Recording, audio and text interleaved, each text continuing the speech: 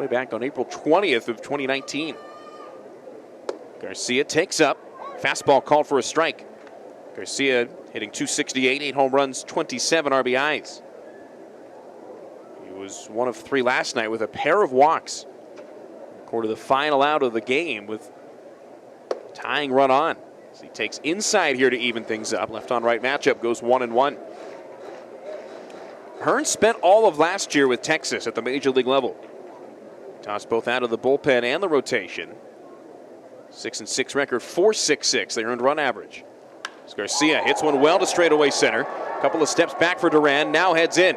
He makes the catch as both runners tag up. Barrera's going to score as the throw goes to third. It's cut off by the shortstop, Doro. And Dermis clears, pops out to short for the second out of the third inning. Here's Garcia, who to this point has driven in the only run for the Aviators. 2 on, 2 down, 3-1 the score. He swings at the first pitch, laid around on a fastball. Foul ball going over the head of the on-deck batter, Matt Davidson. Taylor Hearn began pitching in the minor leagues for the first time since April of 2019. He was the starter for the home opener this year for the Rangers. As Garcia hits a line drive right to the belt line of the shortstop, Doro, as he gloves it for the final out. Dermis Garcia has hit 2 balls right on the sword, with the Athletics falling 2-1 to the Mariners today. Walked off on an Abraham Toro RBI single. Left-on right matchup here in Las Vegas in the bottom of the 5th as Garcia handcuffed on the fastball, swinging and missing for strike 1. The Athletics led 1-0 into the bottom of the 8th. Justin Upton with a pinch hit home run. And the Abraham Toro walk-off single, defeating the Athletics 2-1. This one's way high. Heater taken for a called ball 1 by Garcia. Pirates 7-4 winners over the Brewers today in Pittsburgh in a day game. Cubs defeated the Red Sox 3-1 at Wrigley. Another afternoon matinee matchup. 6-2, the Rays defeated the Blue Jays in AL East action, and the Yankees down the Guardians 13-4 in Cleveland. Garcia watches that one over the inside, clipping the black at 95, called for strike 2. And the second game of a twin killing actually just now going final between the Yankees and the Guardians. Yankees sweeping it 6-1 after winning 13-4 earlier. 1-2 to Garcia. High, just a bit outside on the heater, called for strike, or rather ball 2.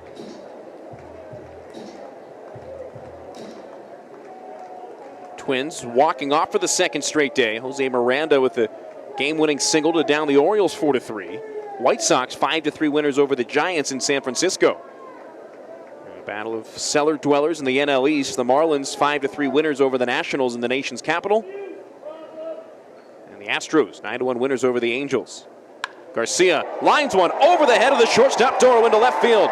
Getting the wave around third is Pache. The throw to the plate, not in time. First baseman cuts the throw, fires to second. Nobody covering first. Garcia in a foot race. He's tagged out by Nash Knight. Talk about a full effort back to the bat. Just overweight and ready to hang him up. Came into the game with 711 career home runs. Pitches outside ball 1. And he hit 3 in that game. They were the last 3 of his career. And the last one, 714, went over the roof at Forbes Field. And that was a very, very deep part of the yard. Yes. Here's the 1-0 to Garcia now. Fastball, strike on the outside, good pitch at 97. And people say, what happened to the ball that Bobby Thompson hit? What happened to the ball that Kirk Gibson hit? Hank Aaron. I'd love to know where that ball is. Someone's got a hold of it.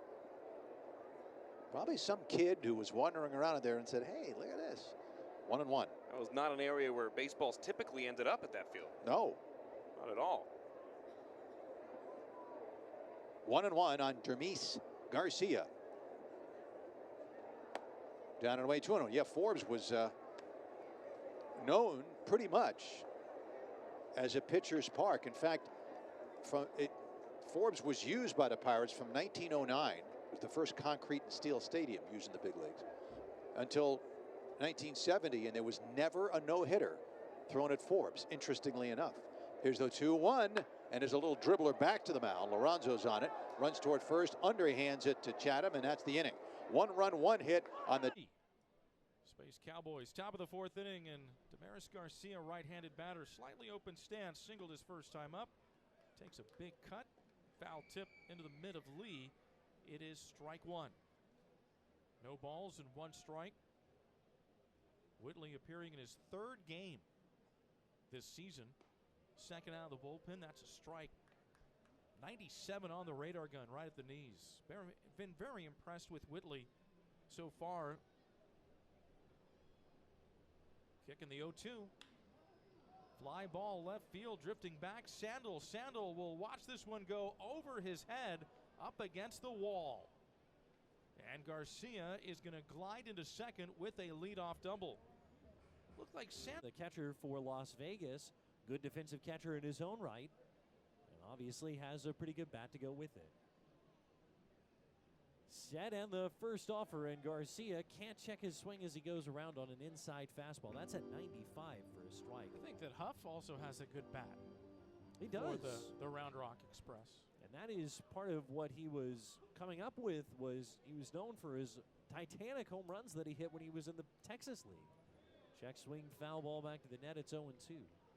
Remember seeing highlights of him a couple of years ago when he was playing at Frisco and hit like a 502-foot home run. I mean, just absolutely destroyed the baseball. So good catching prospects all throughout the Pacific Coast League. And we got one of the best of them right here tonight. And he's waiting for an 0-2 from Whitley. Here's the pitch. And that's right in there for a called third strike. He just dropped in a curveball. So Whitley gives up the 2-run homer and walk. One-run ball game. There is some milling about out of the bullpen for the Space Cowboys right now. Whitley readies and the pitch. And that is in there on the inner edge. 94 for a strike. 0-1. Garcia so far today 2 for 3. Singled back in the second. And he doubled the first time that he faced Whitley back in the fourth.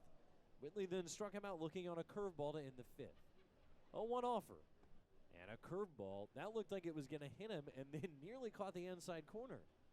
1 ball and 1 strike to Garcia. This is the longest that we have seen Whitley go as far as innings-wise this season for Sugarland. Counted as 4+.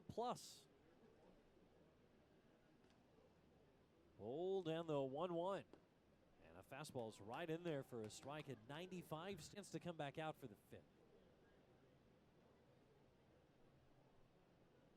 The hold and the right-hander, his 1-2 to Garcia. And it's down in the dirt. Lee chases it behind the dirt circle and has it. And no opportunity to advance for Brooks. Rock, when he came into our suspended game, they did throw him out there in the 9th inning to see if he could try and make it through 5 frames. 2-2. Swing and a miss. Down and in. 96-mile-an-hour sinker. Dulcis de Sugarland. Whitley just above the belt with a stretch. Popped up, out of play right side on the 88-mile-an-hour slider for strike 1.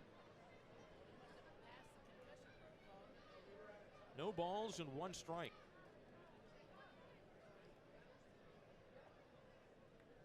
And the pitch. High and inside. 1-1. What about you? What's the coldest game you ever called? I've got 3 that pop straight into my head. 1 softball and 2 baseball. They all kind of rank as mostly tied. 1-1 on the way. That's a strike call. The summer that I worked in St. Paul, the St. Paul Saints, they were an independent league team at the time. They're now the AAA for the Twins. And as a exhibition game, they would play a town ball team. I'm not sure if you're familiar with town ball. It's a pretty uniquely Minnesota occurrence from what I understand. 1-2 to Garcia. Whitley trying to get the strikeout. This one's hit in the air, right center field. It is up and it'll go over the wall. 1 hops and it goes over the right center field wall for a ground.